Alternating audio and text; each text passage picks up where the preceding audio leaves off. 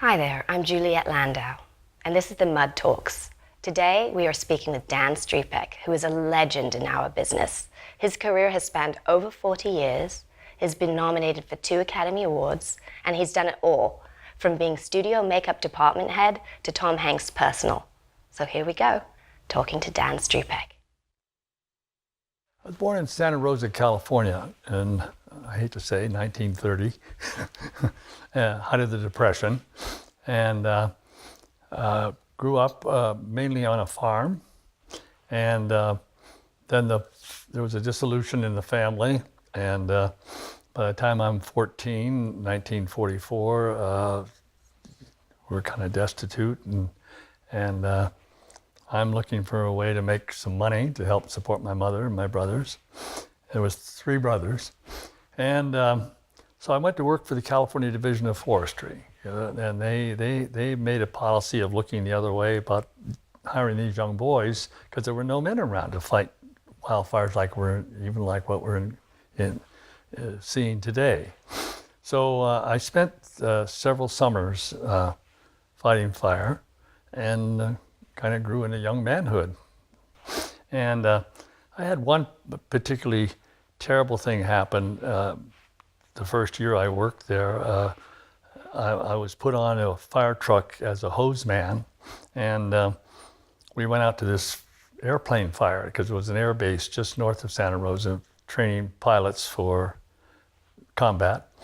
So they'd come out of basic training and then go into these hot fighter planes, and they were crashing all over the place.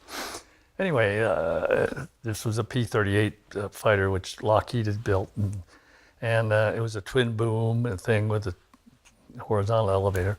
Anyway, we got there, and I get up and I start spraying the plane, and there's the pilot's body, and it's headless.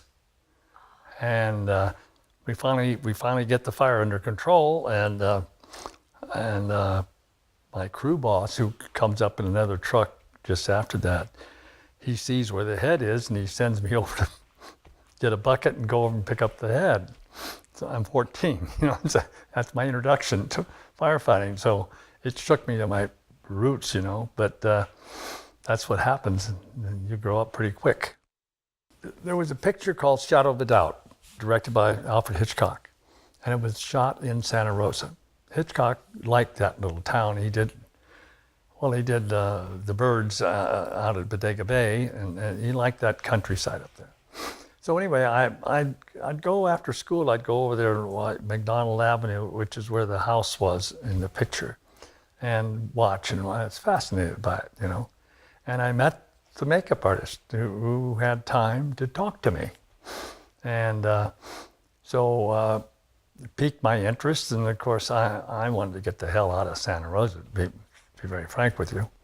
And so he said, well, why don't you write Max Factor? And they have a program of pamphlets and dramatic director makeup boxes you can buy, and so I did. And so I started self-teaching from these booklets. They had booklets on Shakespeare, on all the great dramas and stuff like that. So, and I started learning how to do beard work and nose putty. In those days, wasn't appliances. It was nose putty and making false noses or cauliflower ears or whatever you're doing. So I basically was training myself. In 1948, I'm a senior in high school, and I've come a long way because I win a national speech contest in Akron, Ohio. And the town had sent myself as well as the other 2 contestants and their parents around the country. Anyway, we get back to Santa Rosa, and there's a restaurant there called the Pump Room, which was fashioned after the Pump Room, the famous Pump Room in Chicago. And it was a Skirball, Jack Skirball was a producer in Hollywood. He had a big ranch up there. So my drama teacher, my mother, and the other 2 students and their parents, went out to dinner. And while we're having dinner, there's 3 men in a booth next to ours. And one was Lloyd Nolan, who I recognized, the actor, and Patrick Knowles, the actor. And the man sitting with him got up and went to the men's room, and I got up and I followed him. So we're standing there doing what we're doing, and he said, "You people should be proud of yourself, what you've done," you know. And I said, "Well, yeah, but I said, I want to be a makeup artist." He said, "You do?" I said, "Yeah." He said, "Well, why don't you write me a letter?" And he says, "I'll see what I can do to help you out." His name was Charlie Truzona. He was he was an agent. And so me and my naivete, I wrote him a letter. And sure enough, within about 30 days, I got an answer. And he said, "I have an appointment with Ern Westmore at Eagle Eye Studios, and come on down." So my mother and I drove down in our old car, and I had 3 weeks at Eagle Lion with Mr. Westmore and his brother Frank, who was much younger, of course. And they showed me everything: hair, prosthetics, ball caps, you know, aging, beauty, makeup, everything. I had privy to everything. So at the end of the 2 weeks, he said, "You continue doing your work and take pictures of it." And I had a friend whose father had a photo studio in Santa Rosa. So I do makeups at home and get kids and my mother or other adults and do makeups on them and have pictures taken professionally, and then send them. He'd send them back with, you know, color or Crayola markings saying you did this wrong or that wrong. So that's how I basically got taught the basics of the artistry. And I worked hard at it. I really did. So I hope I'm not boring. So anyway, in 1949, early 49, I couldn't take Santa Rosa anymore. I just couldn't take it. So another friend of mine, Tom Rivard, his father owned the photo studio. We took off and went to Mexico, and came back to LA, and Tom went home, and I said, "I'm staying. I'm either going to make it or I'm, you know." So I'm sleeping in my car. I've got about $60 to my name. And finally I landed a job at Bullock's Pasadena, unpacking better women's sportswear, women's better sportswear. So I got a job. So when on Saturday morning, I still don't understand how or why this happened. On a Saturday morning, I'm in my car and I'm driving south on La Cienega Boulevard. Now I come from Pasadena. And I still to this day don't know quite how that happened. And as I'm driving down La Cienega Boulevard, there's a building on the right side, just north of where Norm's restaurant is now. And it was called the Fabulous Invalid, the Civic Playhouse, soon to open with the play The Fabulous Invalid by M.A.S.H. And I had done the play in high school. And it was about the decline of the American theater. Takes it off in its heyday, and Louis Waldheim and all the Barrymores and John Gielgud, not Gielgud, but anyway, all the greats. And then it just slowly deteriorates and becomes a burlesque house. So I pull into the parking lot and get out of my car, and I see a door, and I go in, and the place is pitch black, and they're in rehearsal. So I sneak in and sit in a chair and watch, and pretty soon they're finished, and the lights come up, and I spotted the director. So I go over to him and I said, my name, and I said, "You need a makeup artist for this, and I've done the play, and I know the play, so I'm your guy." So he calls an actor out on the stage, and he said, "Make him look like Louis Waldheim." Now, Louis Waldheim played the wonderful role of Katz in All's Quiet on the Western Front. Big, Germanic. He was like a predecessor of Victor McLaglen, so to speak. So I went out to my car, I get my makeup boxes, and go back into a dressing room and I make up this guy. Probably the worst thing that's ever been done in the area of the artistry of makeup. I bring him out in the footlights, in front of the footlights, and the director says, "You're hired." So I'm working 3 nights a week, $20 a night, but I'm working. And I'm also working in Bull Express. So that's how I got my start. Anyway, the play ran for, I think it was a non-equity show. It ran for about 3 weeks. And toward the end of the run, I approached Mr. Clare, the director, and he's also one of the founders of KTTV. I asked him if there's any place I could get a job in town. He said, well, let me see what I can do. Well, the next weekend, we're doing the play again, and he says, hey, I got an interview for you over at KTTV. So naturally, I go to the interview, and I get the job. I get a job as a makeup artist, working on something, the Buster Keaton Show, which was filmed at the old Decca Records building on Melrose. And also I Love a Mystery, Glenn Langdon and Del Jurgens, and minstrels, McMahon's minstrels, all of the schlocky stuff too, and newscasters. But I'm working, and I'm making, so I quit Bullocks, of course. And so now it's 1950, and I'm in hog heaven, And my friend Tom Rivard comes down and sees me, and I said, "What's up?" And he says, "I'm going to the Air Force." I said, "What are you talking about?" And this is the Korean War. And he said, "Well, we're in the next draft call in Santa Rosa, and I'm not going in the infantry, get my ass shot off." So within a week, I went down to the Motor Day building and I enlisted.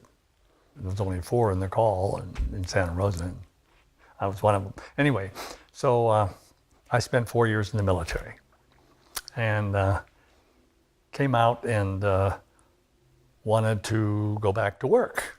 And KTTV didn't want me. And I got angry. So I went to the U.S. Attorney's office in downtown and told them my story, and of course they loved it, And within a week I was working at KTTV. The gentleman who had my job while I was in the service, they gave him a 30-day vacation, and I worked my 30 days under his Taft-Hartley law and got my union card. And I never looked back, so from then on. From there, so much in life is timing. Motion pictures were nascent. People were not going to theaters. Theaters were small. The pictures were small. The topics were small. They hadn't gone to big screen or big sound yet. And they were contracting because the people weren't going. It's like what's happening in the movie business today. So things were really tight. Then when I got out of the military in 1954, October, all of a sudden Hollywood started waking up. They had developed CinemaScope and widescreen, and VistaVision and big sound, and rebuilding theaters, and now all of a sudden they're making product that require big stories for big. So here is Giant, 10 Commandments, Kismet, all these were going into production. Now the makeup local was made up of mainly 70-year-old men. There were no women, believe me, but 70-year-old men. So they couldn't staff the pictures. 10 Commandments alone, like the brick pit sequence, there were 60 makeup artists working on that. And because DeMille insisted that the beards be put on individually, laid on individually. So there's 60 jobs right there. And then Kismet with the big, stylized Arabic beards and all that sort of thing, and wigs, and town just went crazy. And then Giant opened it, came back from Texas to the studio. That was all aging. So just the demand for makeup artists was unbelievable. So I went to work in the movies. I left KTTV and never looked back. It was amazing. And so And then when the things did cool off about a year later, I went to work at NBC, and I was doing Tennessee Ernie Ford show, and did that for a year, I think it was. And then, but also during that time, there was 80 Days Around the World, for instance. We'd have 40, 50, 60 makeup artists that they had the little bamboo shoots on their noses and everything. And it was such a fertile field at that time as a makeup artist, was really euphoric, you know, because you had a lot of demand. There were a lot of ball caps and the bamboo noses on, you know, you had a lot of demands. You could exercise your art, you know. And I went after it with gusto and developed my skills. And you know, I'd been working in film and like 55, 10 Commandments, etc., and running, you know, a day check person, you know, a daily employee. And that work dried up, and I took an interview at NBC, and Fred Williams was the department head there at the time, and Claude Thompson was assistant department head, and they had brought John in to broaden the scope of the makeup department, make it into more important because of the sculpture and that sort of thing. And so anyway, they hired me, and they put me on the Pinky Lee show, and John was doing the Pinky Lee show at Burbank. It was a daytime hour comedy show for kids, you know. Pinky Lee, oh, my name is Pinky Lee, you know, so, and Mr. Grumpy and all that sort of thing.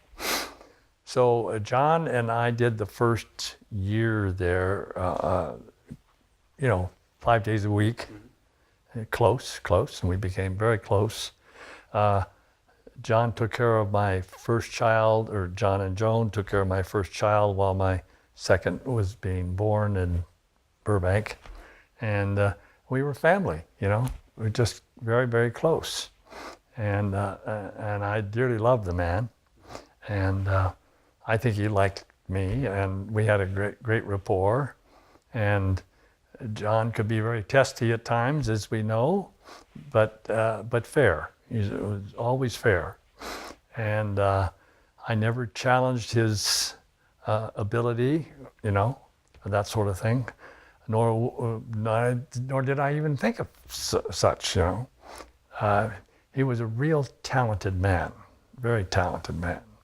And he was Irish, and he had a temper. But I loved him dearly. And we were able to collaborate very closely. And what we did at NBC, we, you know, years later refined and moved on, you know, into bigger and better things.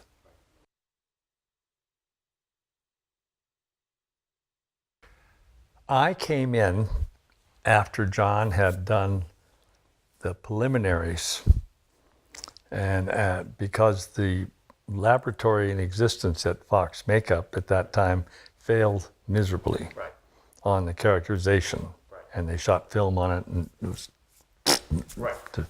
so John was brought in from Spain.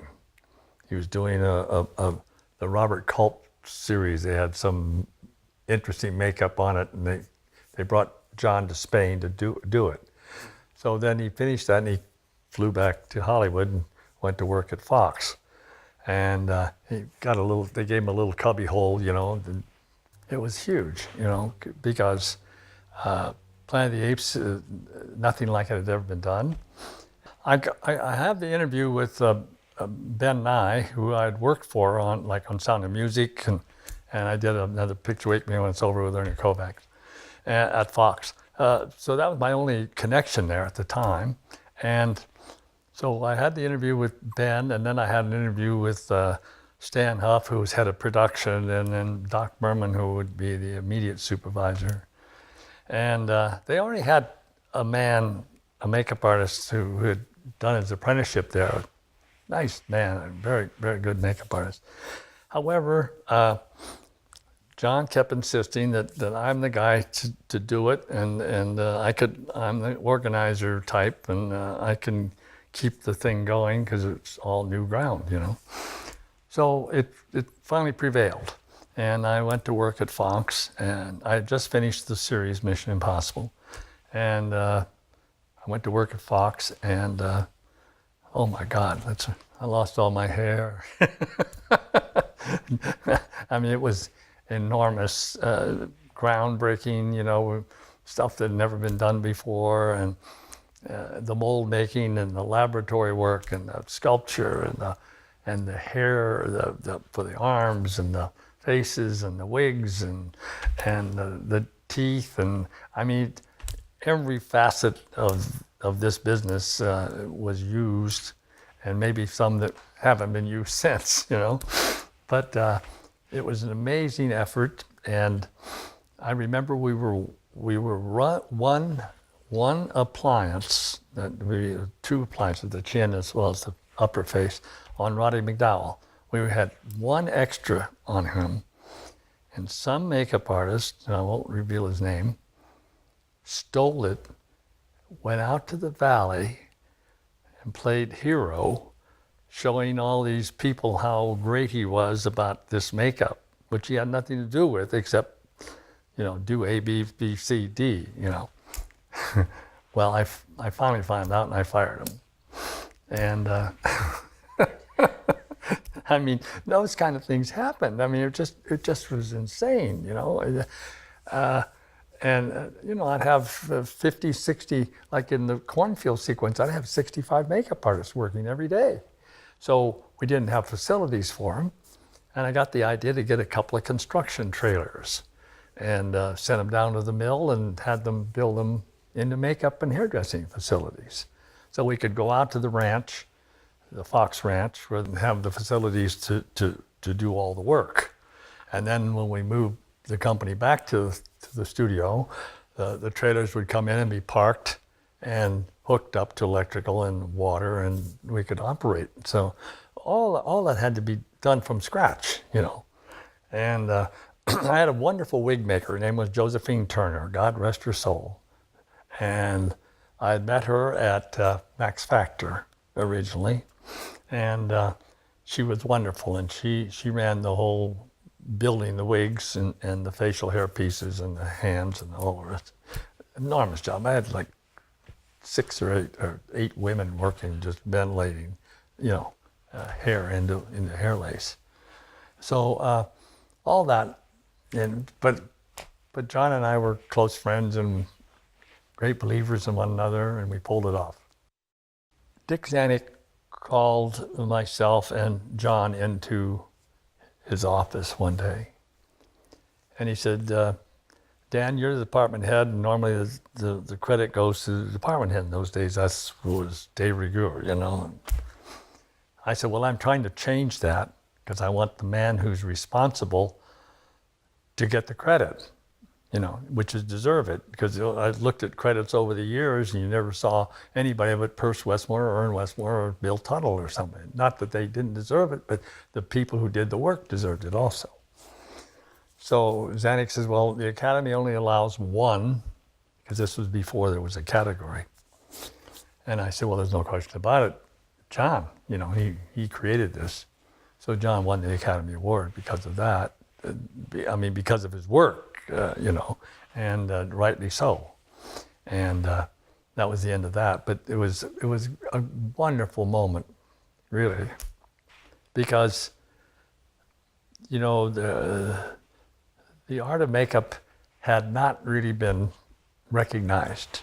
And what's depressing to me today is that you see makeup artists and hairstylists listed below craft service, or you know, the guy who pours the water on the ditch or something. But I mean, it's terrible. Makeup credits used to always be before titles or right after titles in the front of the picture, and now they're buried. And I don't know what's happened, but it just makes me angry. because the reason for it, as I say, is because you want to be substantive about what the content of a movie is. And like a Planet of the Apes, my God, there's no movie without it. Now, well, of course, now with CGI, that's kind of all unfortunately gone, you know. That'll never happen again, you know. Yeah. But anyway, that's just the way things go. Right, I went to work for Bud Westmore at Universal, running the laboratory and making the noses for Sir Laurence Olivier and all the blood and the body makeup and all the Woody Parfrey body and all the rest of it in the lab at Universal. And I had 10 months of just absolute wonderment, you know, and wonderful freedom of creating things. And without being tied down on the set, I wasn't on the set, I was in the lab. So from that, a gentleman came through Universal one day, and he was having a meeting with Bud Westmore about something. And Bud called upstairs to the lab and says, "Come down here, I want you to meet somebody." So I came downstairs, and I met a gentleman by the name of Emil Levine. I don't know if you know of Emil Levine. Lavigne, Lavigne. He came out of MGM. He was actually the heir apparent to become the department head. It was between him, Bill Tuttle, and Bill Tuttle won. So, very, very creative man, amazingly creative. So he, by this time in his career, he's older, but he's been hired by the M.A.S.H company to do all their films. So, you know, I was in awe of him because he was a very, very fine artist. Emil Levine was the type of man who would not come over and say, "Do this or do that." He let you exercise your artistry, and he encouraged that, which unfortunately a lot of people don't do that. They want to keep their thumbprint in. He never was that way. He was always, he gave me such free rein, and I don't know, it was a beautiful thing. And for instance, they had to say at the union, no MGM, no Universal, and no Emil Levine, because he was a taskmaster. He really was. He took a liking to me, and without seeing me work or anything, and I guess on the advice of Bud Westmore, he hired me to go to Mexico with him on the Magnificent Seven as his second man. Now, so anyway, I wound up doing McQueen and Brad Dexter and I don't know how many, you know, others. And Emil was doing Yul Brynner and Eli Wallach, and we had a lot of work to do. We had 12 stuntmen, which one day would be bearded Mexican banditos, the next day they'd be cowboys, you know, and they're back and forth, back and forth. I don't know. I used to. As a kid, I did puppet shows, so I loved carving puppets and doing that. And that's kind of an adjunct to the whole thing, you know. And I'd like to study life. And I'd love to study faces, and you can get a lot of inspiration out of that. Well, I originally met Paul Newman when we were doing a Lux video theater at NBC called The Battler. It was a Hemingway story. It was about an old fighter, you know, and you go back in the story and there's this beautiful, beautiful young man. And of course, Newman was a beautiful young man. And John and myself and 3 others, we had like a minute 45 during a commercial to do these changes. So there's all these hands in there pounding for you know. So when I'm doing the picture with Tom Hanks in Chicago, Road to Perdition, Paul comes in, he's gonna work that night, and he wants to get made up in his trailer. So okay, so I go over to his trailer. He says, I want you to know, he says, you know, I'm good at this racket. And he says, if you make any mistakes, I'm going to let you have it. Yeah. And I said, I remember you when we did The Battler at NBC. And I said, I know a hell of a lot more about this than you do about acting, so shut up. And he looked at me like, and Paul and I became great friends. And we had a great time throughout the picture.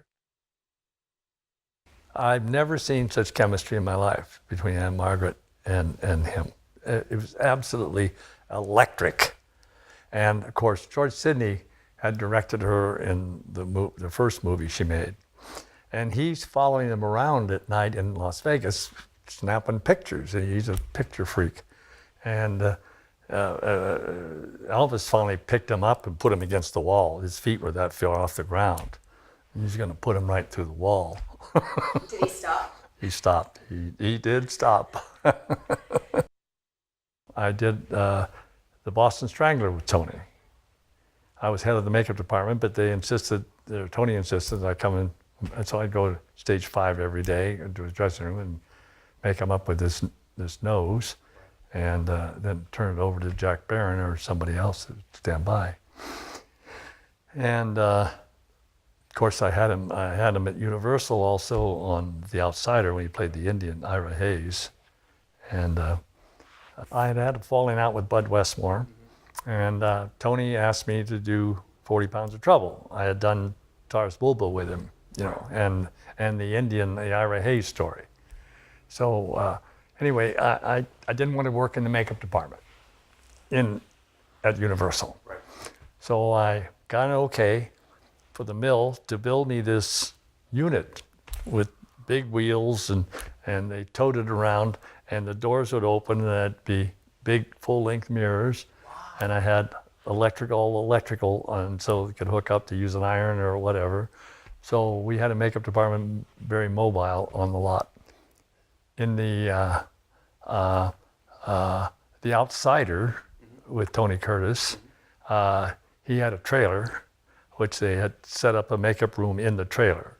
And the makeup artist that was doing the work got fired. And there was a nose, which I had sculpted and made in the laboratory. And I got a call on a Sunday from Marshall Green, who was head of production at Universal at the time. And he said, we need you in Glendale on Sunday, tomorrow morning, to make up Tony, because the man I won't mention. And so I went over, and Tony and I had known each other, you know, quite well. And so I did the makeup in probably an hour and 10. He says, my God, it's been 2.5 hours getting me ready before. Where the hell have you been? I said, where the hell have you been? And we went ahead and did the picture and finished it, you know, with the full wig and the dark Indian makeup and the nose and the pale blue eyes. Right. Wow. Tony was a great guy, and he was a great athlete.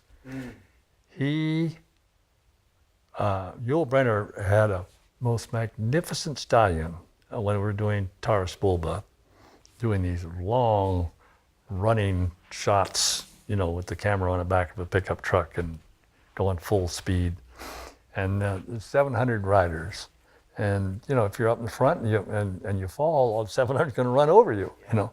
And Tony stayed right in there. He was great, you know, and they had the scalp locks, of course, when the men lost their freedom.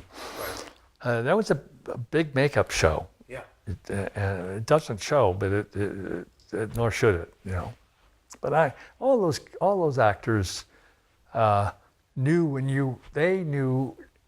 instinctively when you were doing right. And they knew instinctively when you were doing wrong. Because most of them had stage training, were making themselves up on the stage. So they knew their faces, they knew what they could do and what they couldn't. Well, Gene Kelly was just a monumentally wonderful man, you know, and it was great, and we had great rapport. Barbara was fine.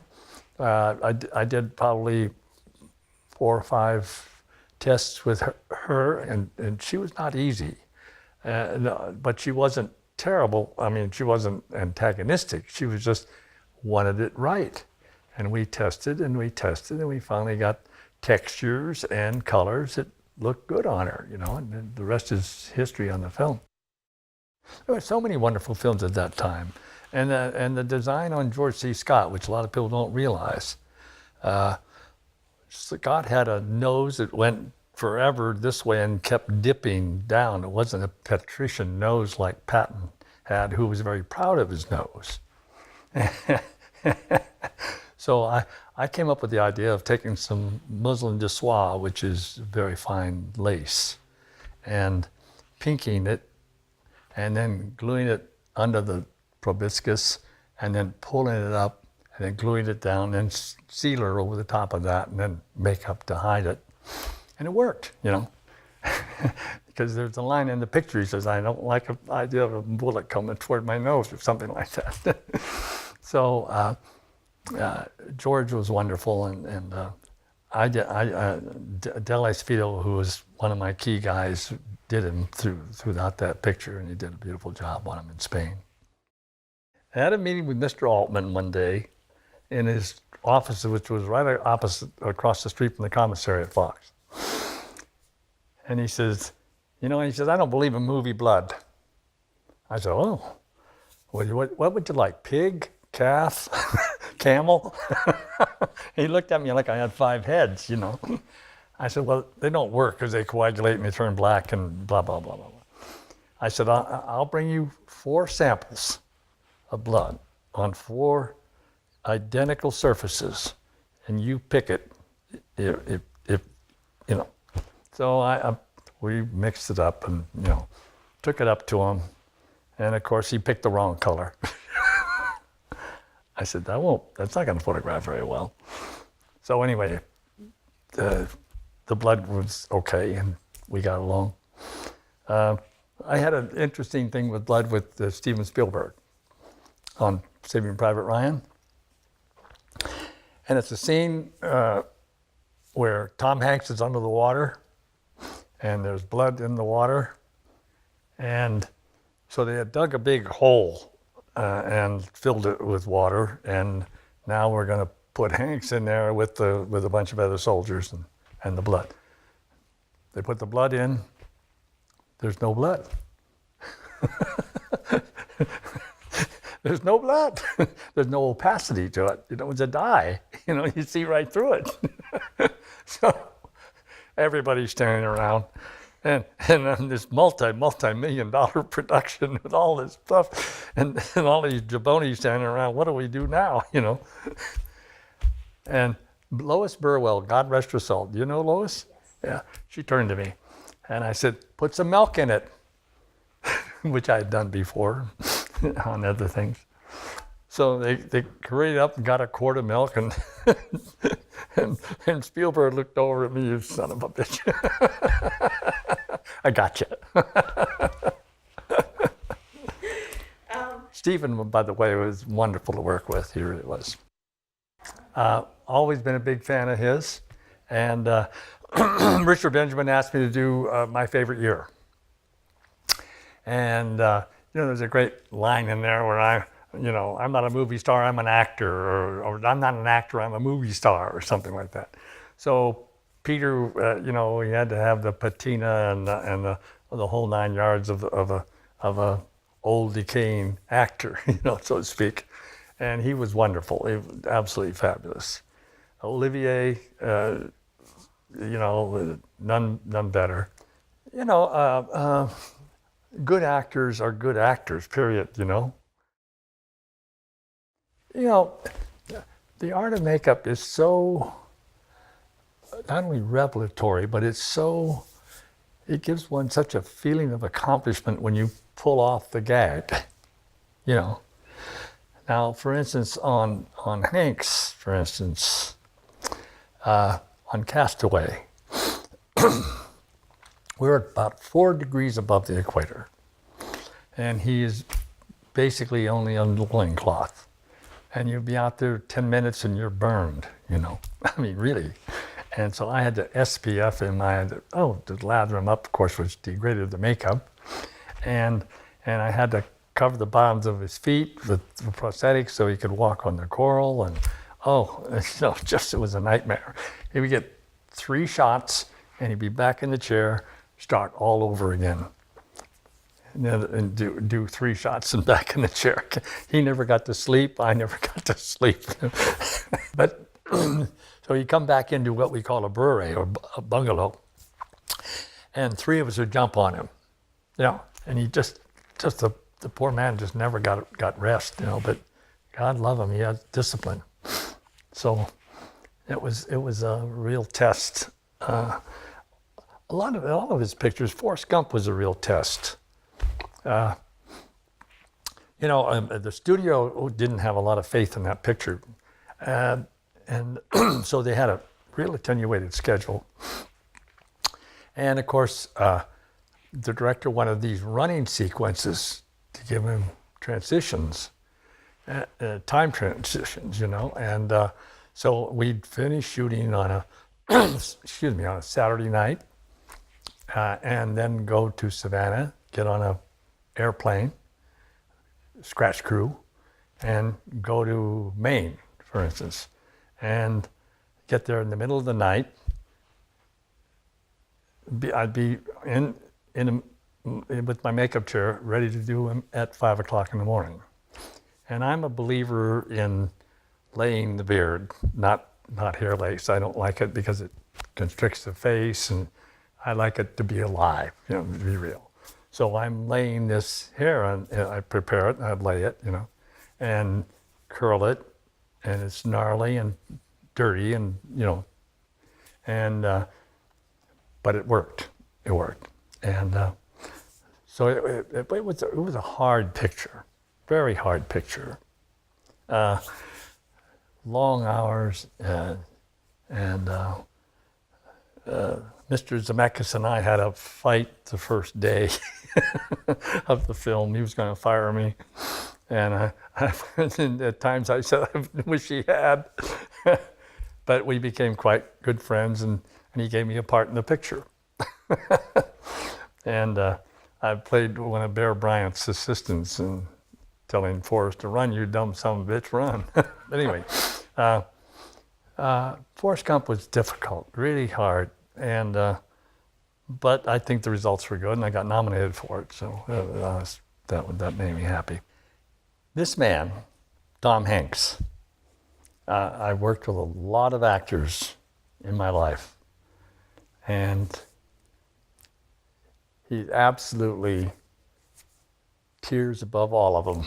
And I don't mean to denigrate any of them, but they're all great. But he is just superb.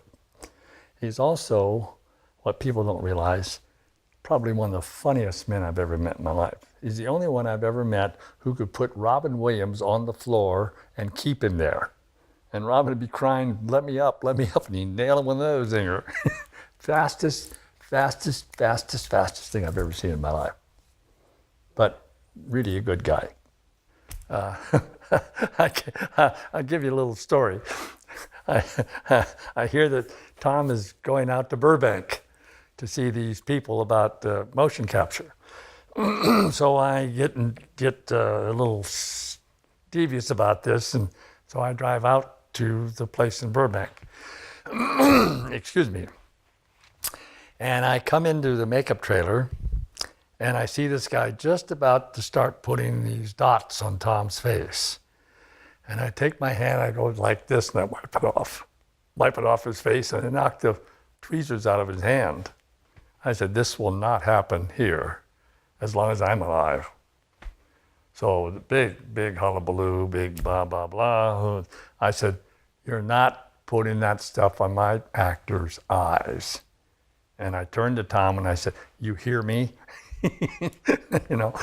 And he said, yeah, boss, yeah. Because I was really irate.